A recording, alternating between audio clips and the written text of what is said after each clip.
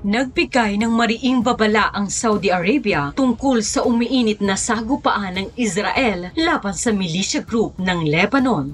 Bukod pa rito, nag-anunsyo rin ang Arab League na tinanggal na nila sa listahan ng terrorist group ang Hezbollah. Ano kaya ang magiging epekto nito sa mas tumitinding gera sa Middle East?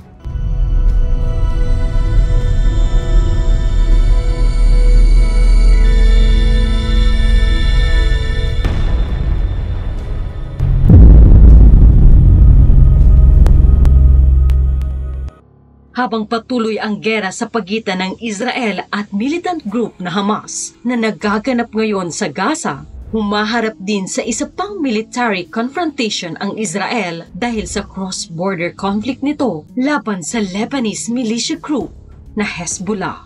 Para sa mga hindi nakakaalam, ang Hezbollah ay isang militant group na nakabase sa Lebanon, gaya ng Hamas ng Gaza at Houthis ng Yemen. Ang mga autonomous militant Islamist group na ito ay pinupondohan at sinusuportahan ng Iran, bagamat kinikilala sila ng Estados Unidos bilang foreign terrorist group. Hindi ito naging hadlang para mas lumawak ang kanilang puwersa at impluensya sa Middle East. Kung sa mata ng Western power, ang Hezbollah, Hamas at Houthis ay mga terorista, sa paningin naman ng Iran, sila ay parte ng kanilang regional alliance na tinaguriang Axis of Resistance, na layunin pahinain ang impluensya ng US sa rehiyon, kasama na rito ang paghadlang sa plano ng Israel na kontrolin ang Gaza. Sa mga nagdaang dekada ay naging sangkot ang Hezbollah at Houthis sa tinaguriang shadow war o proxy war ng Iran laban sa Israel. Hanggang ngayon ay nagpapatuloy pa rin ang gera na ito at mas lalo lamang lumalala ang sitwasyon matapos sumiklab ang gulo sa Gaza. Noong October 2023, habang abala ang Israel sa gera nito laban sa Hamas, sinamantala ng Hezbollah ang pagkakataon para maglungsad ng sarili nilang atake laban sa Israel. Tinarget nila ang 5 Israeli outposts sa Sheba Farms na matatagpuan sa intersection ng Lebanese-Syria border. Kumanti naman ang Israel sa pamamagitan ng pag-launch ng drone strikes sa Hezbollah outposts malapit sa Lebanese boundary. Ayon sa Armed Conflict Location and Event Data Project, ang Israel, Hezbollah at iba pang armed group sa Lebanon ay naitalang nagpalitan ng tinatayang 4,733 attacks sa border mula October 7, 2023 hanggang March 15, 2024. At mukhang walang senyalis na titigil ang palitan ng bala at bomba ng dalawang puwersa. Habang tumatagal ay mas lalong umiinit ang tensyon sa pagitan ng Hezbollah at Israel at inaasahan na may posibilidad na mauwi ito sa mas malaki pang tikmaan. Lalo na't hanggang ngayon ay wala pa ring usad ang ceasefire deal na iminungkahi ng US, Egypt at Qatar. Gusto ng Hamas na magkaroon ng permanent ceasefire at tuluyang mag-withdraw ang kabuuang puwersa ng Israel mula sa Gaza. Pero hindi ito ang plano ng Israel. Ayon kay Israeli Prime Minister Benjamin Netanyahu, bukas lamang ang panig ng Israel sa posibilidad ng temporary ceasefire at ang salitang pagpapakawala sa mga hostages o bilanggo ng magkalabang panig. Pero bukod pa rito, walang balak ang panig ng Israel na tuluyang tultukan ang gera sa Gaza hanggat hindi nila napupulbos ang kabuuang puwersa ng Hamas. Ang ceasefire sana ang natitirang paraan para pakalmahin ang ibang militant forces sa rehiyon gaya ng Hezbollah na kaalyado ng Hamas ay mukhang hindi mapipirmahan. At habang hindi nare-resolba ang gera ng Hamas at Israel, mas lalo lang din ginaganahan ang Hezbollah para atakihin ang Israel alang-alang sa advokasya nitong suportahan ang Palestine at ipawalang bisa ang Zionist regime ng Israel. Humaharap man sa panibagong banta, tila hindi natitinag ang Israel sa panganib na dala ng Hezbollah sa northern frontier na kanilang sinasakupang teritoryo. Sa katunayan, sa inilabas na statement statement ni Prime Minister Netanyahu, inilahad niya na handa ang Israel sa intense operation upang maibalik ang kapayapaan sa northern part ng bansa kung saan matatagpuan ang border nito sa Lebanon, lalo na't halos araw-araw nang nagpapalitan ng atake ang Hezbollah at Israel forces simula nang magsimula ang gera sa Gaza. Pero mukhang hindi lang Israel ang desidido sa gerang ito. Pinatunayan ng Hezbollah na hindi sila luluhod sa Israel matapos nilang maglungsad ng drone attack sa Horfish, isang northern town sa Israel na kumitil sa buhay ng isang Israel Defense Forces reserve soldier at uminjure sa 10 pang katao. Mas lalo lamang tumindi ang kagustuhan ng Israel na tuldukan ang puwersa ng Hezbollah gaya ng plano nila sa Hamas. Noong June 18, inanunsyo ng Israel Defense Forces na ang plano nila para atakin ang southern part ng Lebanon upang girahin ang puwersa ng Hezbollah na nakaistasyon doon ay naaprubahan na. Ayon din sa kanila, gumagawa na ng mga hakbang ang Israel para pabilisin ang paghahanda nila sa panibagong atake.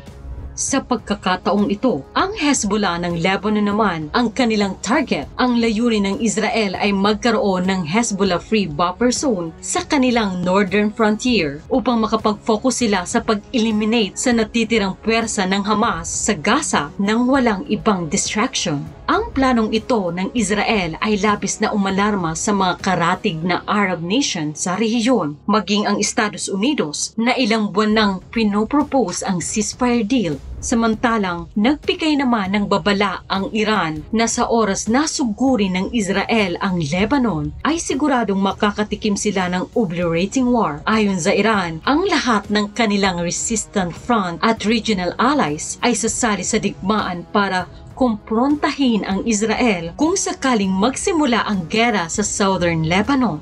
Ibig sabihin, ang gera na ito ay hindi lang basta-basta magtatapos sa pagkatalo ng Hamas o ng Hezbollah dahil sa oras na sugurin ng Israel ang Lebanon, maaari na itong mauwi sa isang full-blown war na pwedeng kasangkutan hindi lang ng Israel, Palestine at Iran, kundi maging ang iba pang karatig na bansa sa Middle East. Mukhang ito rin ang sentimento ng Saudi Arabia dahil kamakailan lang ay nagbigay sila ng papala sa kanilang mga citizens na kasalukuyang naninirahan sa Lebanon. Hinimok ng Saudi Embassy sa Beirut ang kanilang mga residente na lisanin na ang Lebanon para hindi sila madamay sa oras na pumutok na ang gera na maaaring simulan ng Israel. Bukod sa Saudi Arabia, nag-issue rin ng kaparehong warning ang iba pang mga bansa gaya ng Germany, the Netherlands, Canada at Kuwait para sa kanilang mga mamamayan na namamalagi sa Lebanon.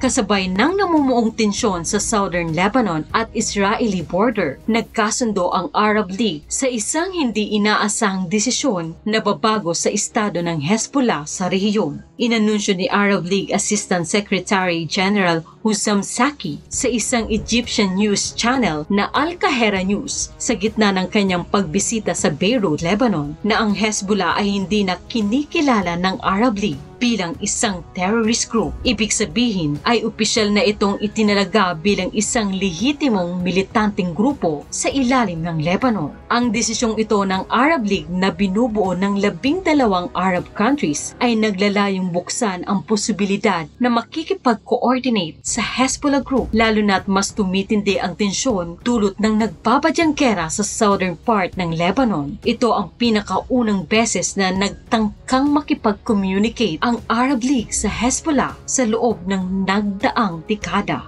Matatanda ang unang itinalaga ng Arab League bilang isang terrorist group ang Hezbollah noong 2016 bilang pagsunod sa terror designation ng Gulf Cooperation Council. Pero dahil sa kasulukuyang sitwasyon sa Gaza, ang patuloy na pag-atake sa Rafah at ang nalalapit na pagputok ng gera sa Lebanon, napagpasyahan ng Arab League na hindi na karapat-dapat na ituring bilang isang terrorist group ang Hezbollah. Ayon sa live report ng Time of Israel, hindi natuwa ang US sa naging desisyon ng Arab League na alisin sa terrorist group list ang Hezbollah. Nagbago man ang isip ng Arab League tungkol sa karapat-dapat na estado ng Hezbollah militant group, na natili pa rin na mariing pagkiit ng Estados Unidos na ang Hezbollah ay isang mapanganib na terrorist organization na nagsisilbing isang malaking banta sa Middle East. Isinaad ni State Department spokesperson Vedant Patel na walang dahilan ang Arab League para tanggalin ang terror designation ng Hezbollah, lalong-lalo na't kasalukuyan pa rin nakaban at restricted ang Lebanese militant group na ito sa 16 government sa iba't ibang panig ng mundo simula pa noong 2019, at hanggang ngayon ay nagpapatuloy pa rin ito. Mariing inulit ni Patel na sa mata ng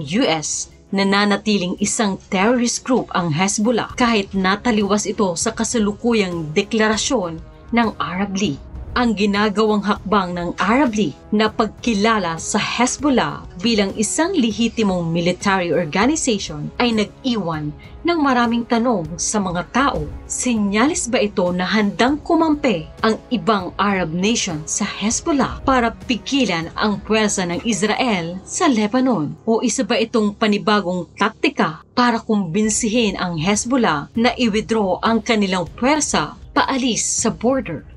Alinman sa dalawa ang dahilan, isa lang ang sigurado, mukhang magtatagal pa ang gerang sinusubaybayan ng buong mundo sa mga nagdaang buwan, at sa pagkakataong ito, mas malaki na ang nakataya. Kumakalat na ang tensyon ng papalapit na digmaan sa Middle East. Ano kaya ang magiging sunod na hakbang ng mga karatig na Arab nation sa oras na pumutok na ang digmaan? At hanggang saan nga ba aabot ang pwersa at ambisyon ng Israel?